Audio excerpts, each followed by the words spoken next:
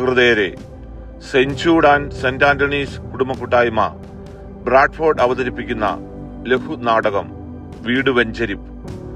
ഈ നാടകാവിഷ്കാരത്തിലെ കഥയും കഥാപാത്രങ്ങളും തികച്ചും സാങ്കല്പികമാണ്. ഈ ദൃശ്യാവിഷ്കാരത്തിലേക്ക് നിങ്ങൾക്കേവർക്കും സ്വാഗതം.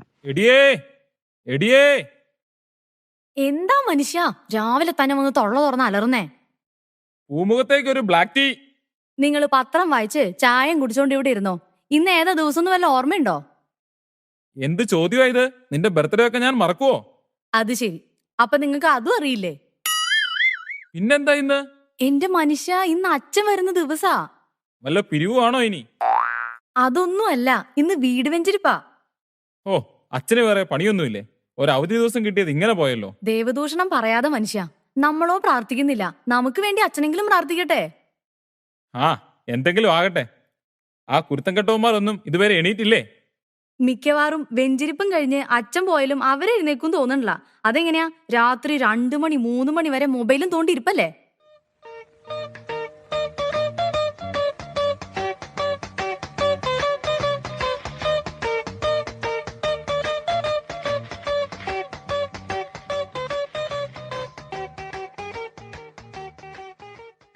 സമയം 12 മണി ആയതേ ഉള്ളല്ലോ.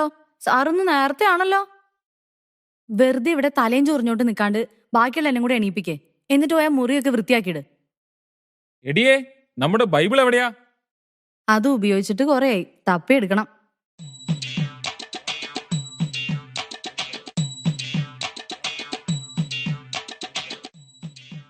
എല്ലാവരോടുമായിട്ട് പറയാം, വേഗം ബൈബിള് തപ്പിയെടുത്തോ. അച്ഛൻ വരുമ്പോ ഇവിടെ ബൈബിളില്ലാന്ന് വന്നാ നാണക്കേടാ.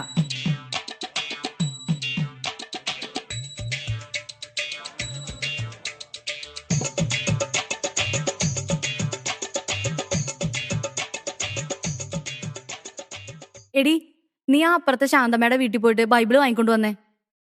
എന്തിനാ അമ്മ ശാന്തി ആന്റിയുടെ വീട്ടിൽ പോകുന്നേ? ഞാൻ മേരി ആന്റി के घर से ले आती हूँ. കഴിഞ്ഞ ആഴ്ച അവരുടെ പട്ടി നമ്മുടെ പൂച്ച ഓടിച്ചെന്ന് പറഞ്ഞ് ഞാൻ വഴക്കുണ്ടാക്കിയില്ലേ? അന്ന് പുറത്തു പറയാൻ കൊള്ളത്തൊക്കെ ഞാൻ അവളെ വിളിച്ചതാ. മാത്രമല്ല അവളുടെ സ്വഭാവം മോശ. നീ വേഗം പോയിട്ട് ശാന്തമ്മയുടെ അടുത്തുനിന്ന് വാങ്ങിട്ടോ.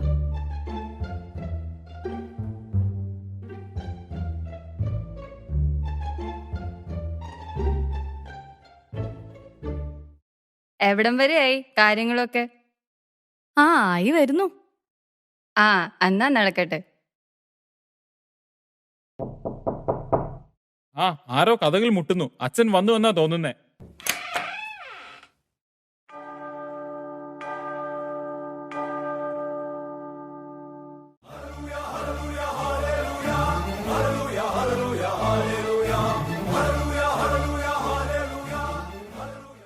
ഈശോ മിശിഹായ്ക്ക് സ്തുതിയായിരിക്കട്ടെ. അച്ഛാ സ്തുതിയായിരിക്കട്ടെ. എന്നാ അച്ഛാ ഇരിക്കാം. ഒരാളെയും കൂടെ കാണാനുണ്ടല്ലോ. അമ്മച്ചി എന്തിയേ?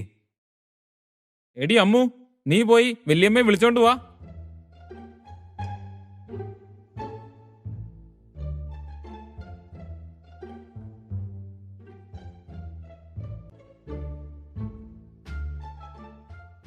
ഈശോ മിശിഹായ്ക്ക് സ്തുതിയായിരിക്കട്ടെ. സ്തുതിയായിരിക്കട്ടെ. മൈക്കിളെ, കുറച്ചു നാളായല്ലോ പള്ളിയിലേക്കൊക്കെ കണ്ടിട്ട്. ഒന്നും പറയണ്ട അച്ഛാ, ആകപ്പാടെ ജോലി ഇല്ലാതെ കിട്ടുന്ന ഒരു ദിവസം ഞായറാഴ്ച. അന്ന് രാവിലെ പള്ളിയിൽ പോയ അര ദിവസം പോക്കാ. ഞായറാഴ്ച കുർബാന കടവുള്ളതാണെന്നറിയില്ലേ? അച്ഛ, കടത്തിന്റെ കാര്യം പറഞ്ഞപ്പോഴാ അപ്പുറത്തെ വീട്ടിലെ മേരി ഞങ്ങളുടെ അടുത്തുനിന്ന് 1000 രൂപ കടം വാങ്ങിയിട്ട് ഇതുവരെ അവള് തിരിച്ചു തന്നിട്ടില്ല. എന്നും അവിടെ പോയി തെറി വിളിക്കാൻ എനിക്ക് വയ്യ അച്ഛാ. ആ കടവല്ല, ഞായറാഴ്ച കുർബാന നന്നായി ഒരുങ്ങി പങ്കെടുക്കണം എന്നാണ് ഉദ്ദേശിച്ചത്. അച്ഛനാ പറഞ്ഞത് നേരാ. ഈ ഇടവകയില് ഏറ്റവും നന്നായിട്ട് ഒരുങ്ങി വരുന്നത് ഞാനാ. എടാ മോനെ, നിന്നെ പള്ളിയിലോട്ടൊക്കെ കണ്ടിട്ട് കുറെ നാളായല്ലോ. ലാസ്റ്റ് എന്നാ വെച്ചാ പള്ളി ഫുഡ് ഉണ്ടായിരുന്നു? ഓണത്തിനല്ലേ? ആ, എന്നാ വന്ന്. ഓണത്തിന് മാത്രം പ്രത്യക്ഷപ്പെടാൻ നീ ആരാടാ? മാവേലി? നിന്റെ കാര്യം എങ്ങനെയാടി? ഇൻട്രസ്റ്റ് ഇല്ലാത്തോണ്ടല്ല അച്ഛാ, ഭയങ്കര തിരക്കാ. രാവിലെ ബാഡ്മിന്റൺ ക്ലാസ്, ട്യൂഷൻ, പിന്നെ വൈകുന്നേരം ഡാൻസ് ക്ലാസ്. ഒട്ടും സമയമില്ല. അപ്പൊ ചുരുക്കി പറഞ്ഞ ഇതിനിടയ്ക്ക് ഒഴിവാക്കാൻ പറ്റുന്നത് പള്ളിയും കുർബാനയും മാത്രമാണെന്ന് അർത്ഥം. അപ്പൊ നീയോ? അച്ഛൻ ഞാൻ പള്ളിയിൽ വരാറുണ്ട്. അച്ഛൻ കാണാത്ത. വരുന്നുണ്ട്. അങ്ങനെയാണെങ്കിൽ അടുത്ത ആഴ്ച മുതൽ നിന്നെ പള്ളി മുമ്പിൽ കണ്ടോണം. മക്കളെ, ഈ കുർബാനയ്ക്കും സൺഡേ സ്കൂളിനൊക്കെ നമ്മുടെ ജീവിതത്തിൽ വലിയ പ്രാധാന്യമുണ്ട്. അങ്ങനെ പറഞ്ഞു കൊടുക്കച്ചാ. ഞാൻ പറഞ്ഞു ഇവർക്ക് ഒരു അനുസരണയില്ല. അതിന് നിങ്ങളെല്ലാ ഞായറാഴ്ചയും വരാറുണ്ടോ? ഇല്ലച്ചാ, സൗകര്യത്ത് വരുമ്പോഴൊക്കെ വരാറുണ്ട്. കുടുംബ പ്രാർത്ഥനയെങ്കിലും ഉണ്ടോ? അതങ്ങനെയല്ല അച്ഛാ. വർക്ക് കഴിഞ്ഞു വന്ന് ഇതിനൊന്നും സമയം കിട്ടില്ല. പിള്ളേരുടെ കാര്യമാണെങ്കിൽ ട്യൂഷൻ ഇല്ലാതെ അവരെ എവിടെ എത്തിക്കാനും പറ്റില്ല. അച്ഛാ, ട്യൂഷൻ മാത്രമല്ല, എൻട്രൻസ് കോച്ചിങ് കൂടെ ഉണ്ട്. എൻ്റെ മക്കളെ, നിങ്ങൾക്ക് ഇതിനിടയ്ക്ക് ഭക്ഷണം കഴിക്കാൻ സമയം കിട്ടാറുണ്ടോ? ഭക്ഷണം മുടങ്ങിയാലും കുളി മുടങ്ങിയാലും ട്യൂഷൻ മുടങ്ങാൻ പാടില്ല. അതാണ് ഇവിടുത്തെ റൂൾ. എൻ്റെ ദൈവമേ, ഇതിലും നല്ലത് ഉഗാണ്ടയായിരുന്നു. എന്നാ നമുക്കിനി പ്രാർത്ഥിക്കാം. എടാ മോനെ, നീ ആ ബൈബിൾ എടുത്ത് എഫേസൂസ് 5:22 മുതലൊന്ന് വായിച്ചേ. ബൈബിളും വായിക്കും.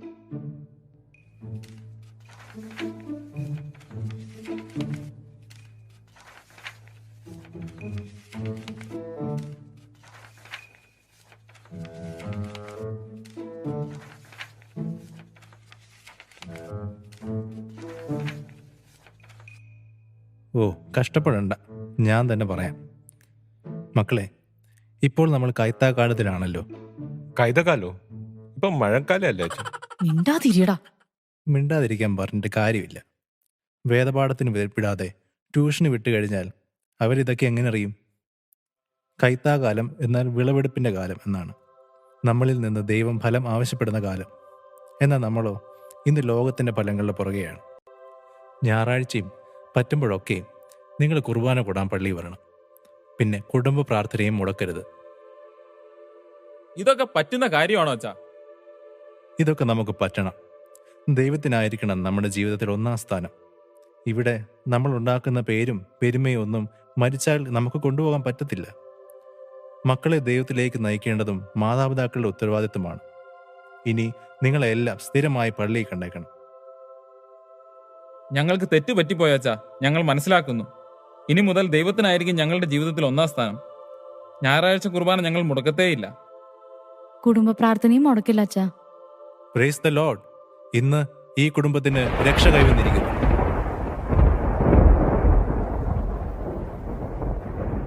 പലതും നേടിയെടുക്കാൻ നെട്ടോട്ടമോടുന്ന നമ്മുടെയൊക്കെ നിരന്തര പരിശ്രമങ്ങളെ പരിശോധിച്ചുകൊണ്ടെന്ന് ക്രിസ്തു പറയുകയാണ്. സ്വർഗത്തിലായിരിക്കണം നിങ്ങളുടെ സ്വത്ത്, അത് നശിക്കുകയില്ല. നാം നേടിയെടുത്തതൊക്കെ സത്യത്തിൽ എത്ര കാലം നമ്മുടെ കൂടെ ഉണ്ടാകും? നമുക്ക് വലിപ്പം നൽകുമെന്നാശിച്ച് നാം ആശ്ലേഷിച്ചവയൊക്കെ ഇനിയും എത്ര കാലം നമ്മുടേതായിട്ടുണ്ടാകും? ഞാനും കടന്നു പോകുമെന്ന തിരിച്ചറിവിൽ നിന്നായിരിക്കണം ജീവിതത്തിന്റെ രൂപപ്പെടലും രൂപാന്തരവും. ഒന്നും ഒരുപാട് കാലം നമ്മുടെ കൂടെ ഉണ്ടാവില്ല. എന്തിനേറെ പറയുന്നു, നമ്മുടെ ഉയിർ നിക്ഷേപിക്കപ്പെട്ട ഈ ഉടല് പോലും. അപ്പോൾ നമ്മൾ എന്താണ് ചെയ്യേണ്ടത്? നീളം കൂട്ടാനാവാത്ത ജീവിതത്തിന്റെ ആഴം കൂട്ടുക. സ്നേഹത്തിൻ ഭാവമാം തിരുഹൃദയം